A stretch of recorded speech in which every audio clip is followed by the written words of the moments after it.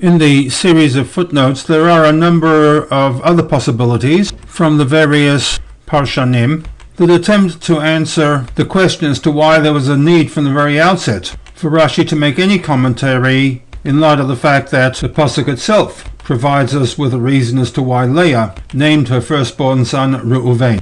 This is part of the preamble to the Rebbe's own understanding of Rashi's commentary to pasuk 32.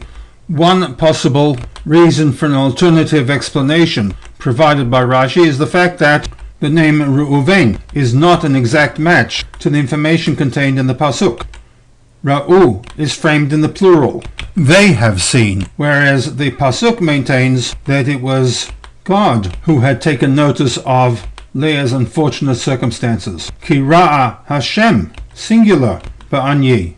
In a similar vein, there are others who suggest that the problem lies in the fact that the Ki ra'a Hashem is framed in the past tense, whereas Reuven is framed in the future, and on this basis Rashi provides us with an alternative commentary in which Leah unwittingly prophesies about the differences between her firstborn and her father-in-law's firstborn, Esav. Re'u ma ben beni leben chami. As has been demonstrated according to Rashi, names do not need to match the event or circumstances as they are recorded, and hence in both situations, from the standpoint of Rashi, the Rebbe maintains, the issues of future tense or plural format is not an issue that needs to be addressed. A third possibility for the need for an alternative explanation to the name Reuven is based upon the structure of Bereshit 29:32. There is a clear difference between the naming of Reuven to that of Shimon, Levi, and Yehudah, Reuven's siblings. Pasuk 33 informs us of the birth of Leah's second son, Shimon, and the sequence is that first we have the event, Ki Shama Hashem, Ki Snua Anochi. However, one is to understand the statement that God has heard about the fact that I, up until now, have been Snua, despised, hated, whether in a real sense or in her own mind, and therefore Vatikra Shmo Shimon. She named the second child Shimon.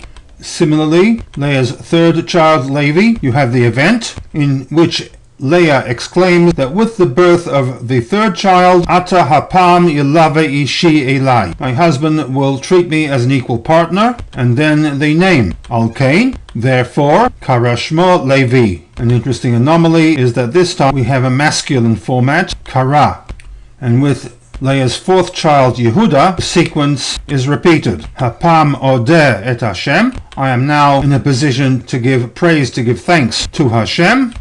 And Al-Kain, therefore, Kara'a, feminine, Shmo Yehudah. She named the fourth child Yehudah. The segment ends with a statement to the effect that Vata'amod miledet, Leah took a temporary break from pregnancy and childbirth.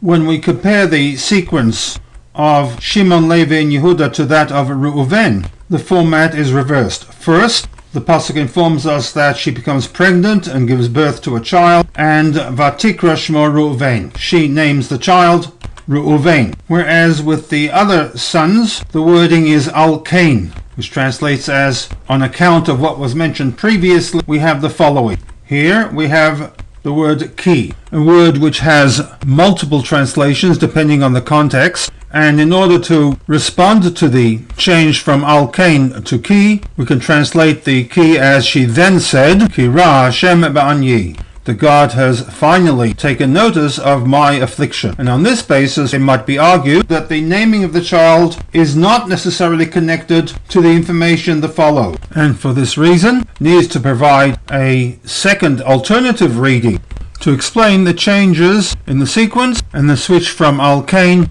to ki. In the series of footnotes, the Rebbe demonstrates how this line of thinking is also untenable, and therefore offers his own understanding to Rashi's commentary.